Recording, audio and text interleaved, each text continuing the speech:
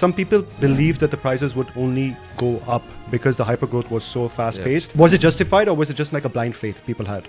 We got a lot of people that migrated to Toronto. System could not handle it. If someone wants to invest today, what kind of an ROI can they expect? So back then we used to say 5% to 7% is really, really good. One key advice you can give to first-time home buyers or sellers out there. Make sure you have at least 3 months saved up in your account for any rainy day. If you could rewrite one rule, which was around investing, government policies, or maybe around lending, what would that be? Let the builders build, make housing a little bit more affordable. Right now, it's the best time to buy. Do you still believe that the same thing applies today as well, that Canadians believe that real estate is the only way to build wealth? You get lucky, but that's not the real way to do it.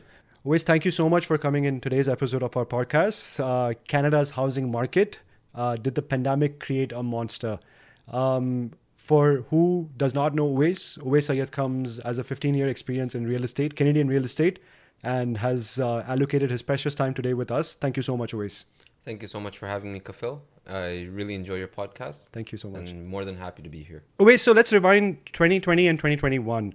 Homes were flying off the market in days. Bidding wars were something, which were becoming like norm. Do you truly feel that this hypergrowth was something which was fueled by low interest rates, lifestyle, or just pure panic? So it's a great question. I think because of the pandemic, we had lower interest rates. And that did definitely fuel the market. People could afford more expensive homes with lower monthly payments. Right. That being said, we also had the Bank of Canada who promised a lot of the people that the interest rate will stay low for a long period of time, which Absolutely. did not happen. Right. And because of that, we had a lot of impact later on when the interest rates started to hike.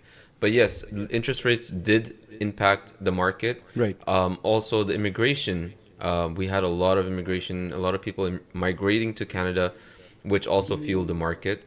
And that's what I think drove the market to that level. But when you say immigration, do you think that they got approved right off the bat when they came into this country, or was it something which took a little bit of time? Well, people who came here definitely brought money with them. Right. Right. And they did buy, not maybe right away, maybe in like 6-7 months, people wanted to buy a home. Right. And that did definitely fuel the market for sure. And what were the price points like pre-pandemic? Like, if I had to compare a benchmark price of a townhouse.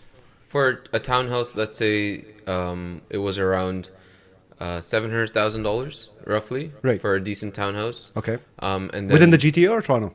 Within the GTA. Okay. And when the interest rates started dropping, those townhouses were worth a lot more. They went up in price quite a bit. Right. At the highest peak, I would say that same townhouse would be worth around 1.1. Mm-hmm. So it went up that much. I mean, with that kind of return, people did see a lot of demand. A lot of, demand was populating. So the other thing I would say is we got a lot of people that migrated to Toronto. Right. And our system could not handle it. We didn't have that much inventory out there to support. That's where I was coming to. Yeah, we didn't have that much inventory to support all of these people that were coming in. Right. Which caused a lot of shortage in the market. Right. So because of that, market, obviously inventory level is low, buyers are out there. So yeah, the market got fueled like crazy. Talking about the price points, some people believe that the prices would only go up because the hypergrowth was so fast-paced. Yeah. Do you think that the optimism was just justified? Was it justified, or was it just like a blind faith people had? I don't think it's blind faith, but I think, because we had low inventory levels, we had a lot of people that moved to Toronto, interest rates being so low. Right.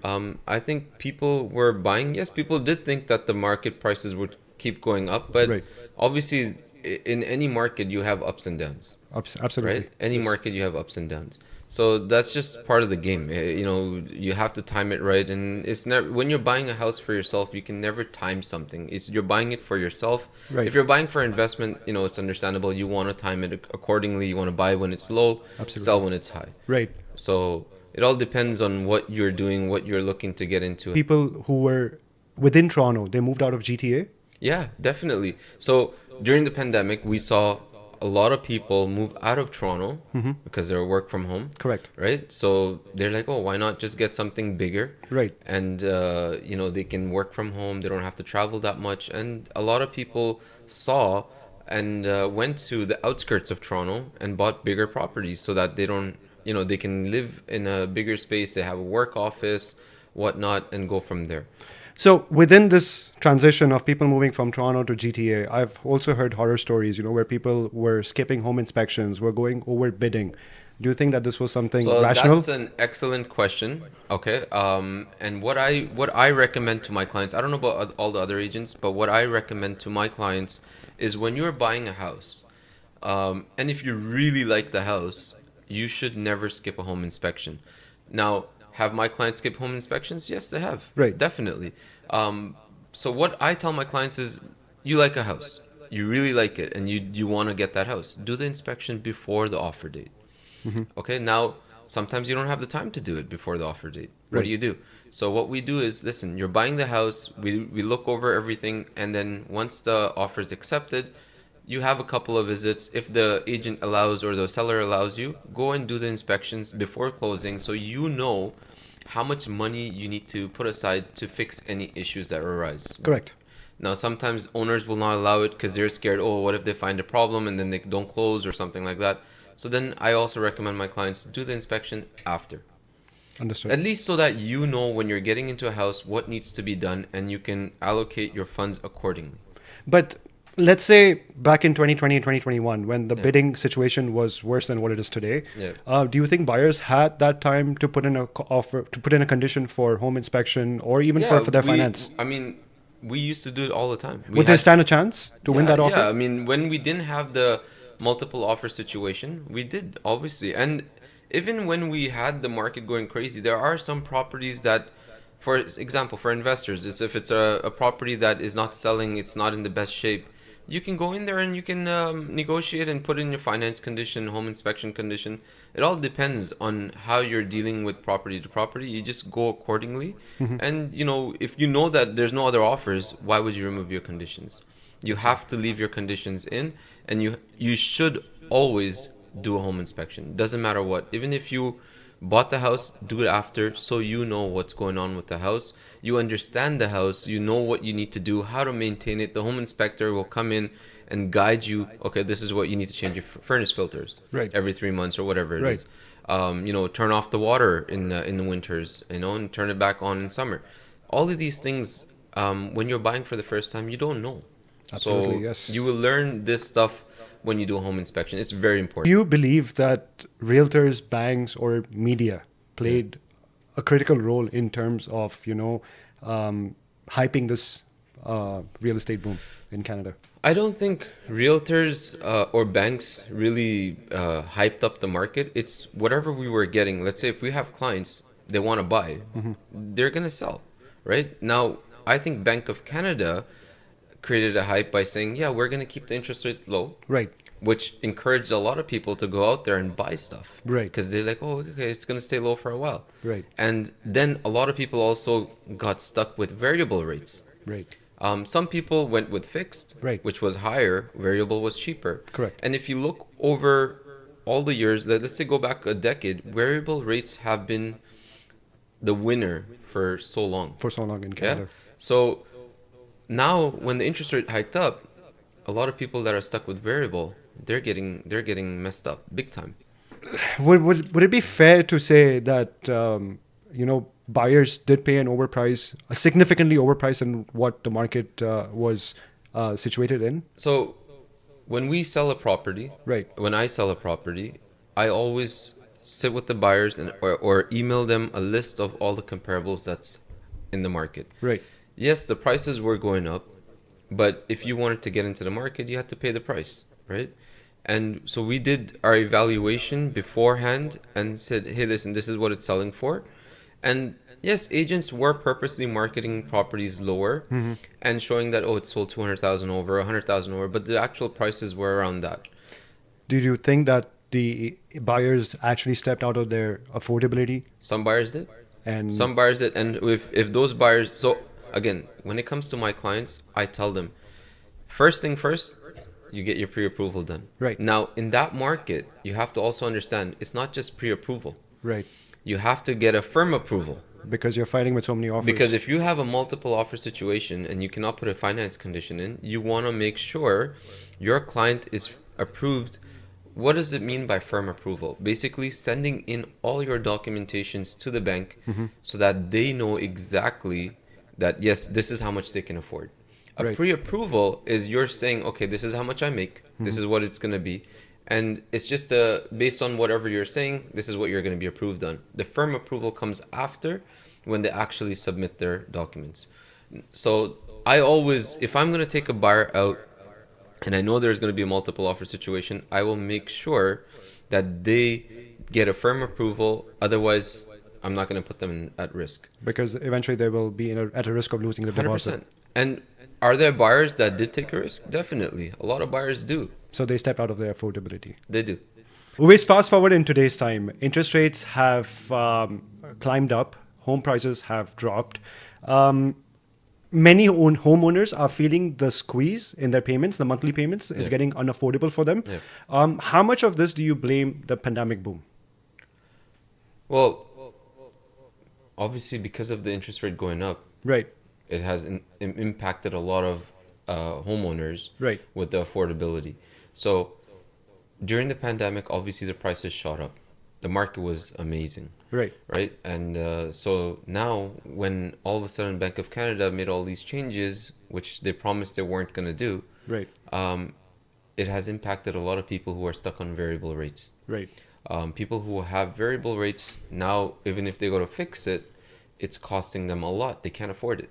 And who can't afford it, even if they try to sell, the value is not there anymore. Right. So yes, it has impacted a lot of homeowners. So you have to either be smart. So let's say if you can rent out your basement, it will help the homeowner at least reduce down some of the cost. Right. Or, you have to come up with the extra money to Right. pay that. Since you're talking about renting basements, when someone signs a lease and the lease comes up for renewal after a year, Yeah. what is their best next steps? That's a great question. So I have a lot of my clients ask me the same question all the time. When your lease comes to an expiry after 1 year, what I recommend is you don't need to sign another lease. You can keep them month to month. Reason being is, let's say 3 months down the road, you want to sell, Right. or you want to move in, Right. or you have a family member who wants to move in. You can easily do that. You can give them the 60 days notice and you can move in, or if you want to sell, the new buyer does not have to assume the old tenant, because you're not in a contract. As Right. long as they give the proper notice, they can move in and you can sell the place. It's much easier for you. Right. Versus if you have a 1 year lease and you want to sell the place, now the new buyer has to assume the tenant for that whole period For the whole that period. the lease is signed for. Right. So I always recommend my clients, you don't need to sign a new lease, because that lease will continue, but Right. it'll automatically become month to month. It'll become month to month. Yeah. Okay, interesting. And it's better to keep them month to month, because if you ever have any changes or any unexpected plans come up, Right. you can at least exit or sell or do whatever you want. But wouldn't it be better for both the parties, for the landlord and for the tenant, to have a fixed agreement in place for a fixed term, so that Well, you initially start off with a 1 year, Right. right? You can obviously extend it for another year if you want to. Right. But like I said, these are the options. If you sign a 1 year lease, then you're stuck with that tenant for 1 year. If you sell the place, the new buyer has to take that on. And any new buyer out there does not want to take someone else's old tenant. Because they don't know how that tenant's going to be. They might think you're selling because the tenant is probably bad, right? Not all tenants are bad, just saying. But that's what people think. Right. So in my opinion, I would always keep a tenant month to month, and go from there. Now, coming back again to the whole pandemic story, the Yeah. whole hyper growth. Yeah. Do you think that a first-time home buyer or an average family stood a chance back then, to go into those crazy bidding wars? So I was dealing with a bunch of first-time home buyers at that time. Right. And unfortunately, all they could really afford is either like a small townhouse, Right. or a condo. They could not afford detached because their incomes didn't, reach that level to afford a detached or even a semi-detached. Right. But yes, it did definitely. It did impact. It was very hard for first-time home buyers to make a move. They actually thought they could not even get into this market because of the crazy because boom. of the crazy prices. Right. So yeah, it's true. But who do you think walked out as a winner in this? The investors or Well, current homeowners? so yes, obviously investors who cashed out at the right time Right. obviously made good money. Right. Also, families who sold their house at a high price, probably rented, and then they can go back and buy now is Right. also in a good situation. But a lot of families didn't. What they did was they either refinanced their property, took the money out, and bought a second property. Right. Overstretched themselves, Overstress like how you themselves. said. Right. So if some people have done that, then obviously they're stuck in a bad position right now. So it's never good to overstretch yourself. Right. I personally don't like to refinance from your personal home Right. unless you know you can afford to. It's your principal home. Otherwise, it's your principal home. Don't touch the money. But do you blame that on the banks because they made it so easy to borrow during the pandemic? It wasn't easy. It was more affordable because the rules apply. What was then they had the stress test in place for that reason. Right. They had a lot of things that you need to do to get approved for a mortgage, but it was more affordable for because of the lower interest rates. People were more excited. Okay, the payments are low, this and that. They went ahead and made their purchases. Wait, since we spoke about banks giving money out easily to Mm. borrowers during the pandemic, do you think that SERB, the government program, which helped a lot of Canadians during the pandemic, did Yeah. that also fuel a lot of buyers out there? So the CERB, people were getting about $2,000 extra a month Correct. if if you couldn't. I think if you lost a job or something Yes. like that. It came with its own fine prints. Yeah, yeah, yeah. So I don't think it really fueled the market because it wasn't a lot of money, Mhm. and a lot of people who did take that money also realized down the road that they had to pay it back, which is not easy for a lot of people as well. But I don't think it really fueled the market. I think obviously lower interest rates also another big thing is generational wealth, Right. generational wealth, Right. right? People who have passed away, especially the baby boomers, Right. money coming from there, Right. that's huge. That's huge. And we still have a lot of people with generational wealth coming with the money to buy either properties or investment properties, whatever. Did you witness a lot of generational wealth within Canada itself, or was it fueled from outside? Within Canada, yes. Outside, it was mainly people who were migrating. For me, Right. I could be wrong, but for me, I found that people either coming from India, Dubai, other parts of the country were coming in and investing or actually buying family homes for themselves and then investing into other properties. Um, o- Obviously, after they got the PR, because the government has also Right. stopped all foreign Foreign buyers buying. to buy anything. That's my next question. That do you think that the policy around foreign buying did Yeah. that really help us control the market? So back in the days when the market was going crazy, prices were going up, the government had to do something, correct? So in order to do that, they introduced this, foreign buying ban. Right. I think it was good because they had to slow the market down. The prices were just going out of reach, Right. right? So they had to slow it down somehow. I think it's good, but I think they should reopen it at some point because I do a lot of hear, the investors yes, that are coming from overseas can't do anything. I do hear that there's a lot of pressure on the government Hmm. in regards to reopening the foreign buying, Yeah. just for pre-construction right now. Just for pre-construction. Is this something you've heard I too? saw a lot of the people who were foreign investors went into commercial Got it. They went because into it was commercial the first. residential market that was getting impacted, and a Right. lot of the foreign investors who saw potential in commercial division went into that. If you could rewrite one rule, which was around investing, government policies, or maybe around lending, Yeah. what would that be? That's a tough one. If I had to rewrite the rule to Just so that we don't come into a situation again like this, like a hyper growth situation, which we felt, which makes first time home buying just impossible. so first thing first, what I would do is at least start building enough properties or homes so that we don't have a shortage of homes. Correct. Before calling so many immigrants into the country and not having space for them, which drove the market crazy. Right. Because if there's no inventory and you're having X amount of people coming into Toronto, Right. there's no space, There's no space. right? So obviously we're gonna have these issues come up. So let the builders build, make housing a little bit more affordable. Right now, it's the best time to buy because market is down, lots of inventory out there, but a lot of the immigrants now have gone either towards like the other parts of Canada, which is Right. like Calgary, Right. Edmonton, Saskatoon, whatever, Because it's just become more affordable. more affordable for them, and some people have moved back because it's too expensive. And right now we're also seeing a lot of reverse immigration as well. Yeah, we are definitely seeing that. Some experts say that pandemic, the boom we saw in pandemic, was Yeah. once in a lifetime any country or any state would ever see. Do you think that is still the case with us?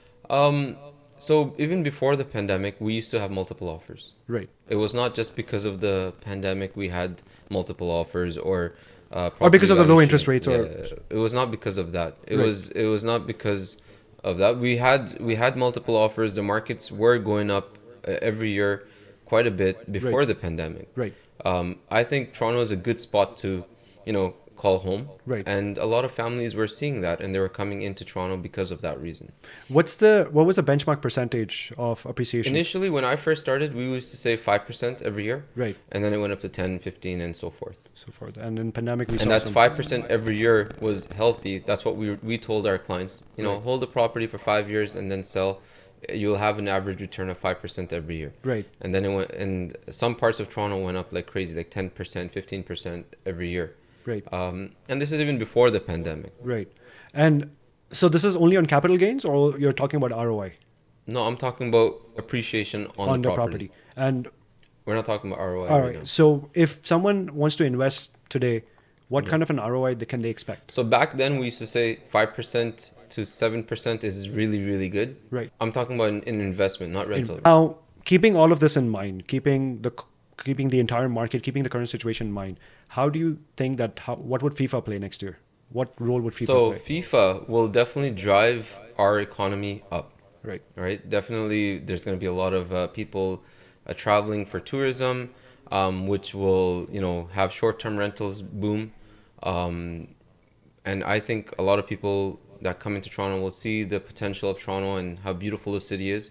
And a lot of people might migrate back to Toronto and, and go from there. But I think definitely FIFA will boost our economy Right. in good ways. This is just my 2 cents. Yeah. In 2025, we saw a lot of tariff play a role. We saw the market Yeah. being a lot more volatile and trending downwards. Yeah. With FIFA coming in next year, I do see some kind of stability in the market. Do you think that the storm we are seeing right now, this is the end of it, or there's a bigger storm coming? No one can predict the future. I wish I had right? a crystal ball. Yeah, exactly. Otherwise, we'll be rich. But I think the market in the next 6 months should pick up. That's my prediction. I'm not saying it will. It might, if the interest rates start declining. Right. There's a lot of buyers out there right now that want to get into the market but are scared or just waiting on the sidelines to figure out, okay, when is the best time to buy? Right. Obviously, it's a good time to buy if you have the money. Again, if you don't have the money, don't overstretch yourself. Don't do something that's not going to work out for you or your family. Right. You don't want to put yourself in that position. But yes, I think the next 6 months, but it's not like it's going to go like haywire, like how we had it before. Right. It's going to gradually pick up. It's going to take time. Which will be more healthy for the market as well. Exactly. I think that's good. So you're saying that looking ahead, we're looking at a healthy correction. Yeah. Amazing. No, well, the correction already happened. A healthy Healthy uptick. uptick, yeah. Now, real estate has been the key way to build wealth in Canada. Yeah. Do you still believe that the same thing applies today as well? That Canadians believe that real estate is the only way to build wealth? So real estate, and I'm sure you know about this too, it's not a short-term, Investment. investment. Real estate is a long-term hold. You need to know what you're getting into, and you cannot just buy real estate and then flip it and you're Right. done. Right. You wanna keep it for a little while, and then, when the market is good and whenever. And I always tell my clients, I would never recommend you to sell a property unless you have to. Right. Right? Unless you have to. You should keep the property as long as you can. And if you really can't afford something or you really need the money for whatever reason, then sell. Right. Otherwise, I wouldn't sell. Right. And like I said, real estate is a long-term hold. It's not something that you just buy and within a year or two sell it. You get lucky. If Right. you are in the right market, you might get lucky, but that's not the real way to do it. But I get this a question a lot these days that, agents keep asking, Yeah. buyers keep asking, or even sellers keep asking Yeah. that, we have condos, we have investments, we have Yeah. houses, nothing is selling, nothing is moving at this Yeah. point. Prices are declining. There's no movement whatsoever in the market. Yeah. Where do you see this going? So I get this question a lot from a lot of the people in my office or clients. My house is on the market; it's not selling. What should I do? I'm in the same situation. I have listings that are not selling. So the sellers need to be more realistic when it comes to that. Either you reduce the price so you can sell. Right. You have to be market aggressively to what the market trend is. Right. You can't just put whatever price you want and expect to get that because the market is not like how you used to be. Correct. So either you fix the price to a amount that will make that property sell, reduce the price accordingly to adjust to the market. Second thing, if you can't, rent it out. Third thing, if that any of that doesn't work out, then just stay in it. Since you mentioned about the first point that, have the right expectation of price, Yeah. who sets these expectations? Well, it's a real estate agent's job to come in there and show you the comparables of what's been selling in the area, Right. right? And what's happening. Obviously, the prices are going down. A lot of the sellers don't want to reduce because they paid whatever amount they paid. So they want to at least make a little bit or just break even. Right. But sometimes in this market right now, people are actually taking a hit, right? Because of Because of whatever's going on in the market. Right. So you have to have the right expectation that, okay, you know what, I'll take a little bit of a hit, but maybe I can reinvest that into another property, which I can make more, right? It all depends on what your situation is, but I would say either you reduce the price to a level that, that will make the property sell, or you rent it out and ride the wave, or you just stay in it as long as you can. There's no other choice. Last question, Owais, before I let you go. Mm-hmm. One key advice you can give to first-time home buyers or sellers out there, Yeah. which someone gave you when you were stepping into buying real estate. Okay, that's an amazing question. So, for me, my father gave me this advice. When you buy a property, make sure you have at least 3 months saved up in your account for any rainy day. Understood. Okay? You shouldn't live paycheck to paycheck. You should have some savings in case you lose your job, in case something happens. Have a little bit of a backup. Right. That's one thing I got advice from my father, Right. and I think it was a great advice because in markets when it's down and when it's good, you have to budget yourself accordingly. When it's down, at least you have some backup. When Right. it's up, okay, you're good. You save up. Make sure you don't blow your money apart. Understood. Thank you so much, Owais. You gave us time today. I know everyone's time is very precious, and you took your time out. I really appreciate that, and I hope to have you in one more session soon. For sure, for sure. I'd love to join you. Thank you so much, Owais.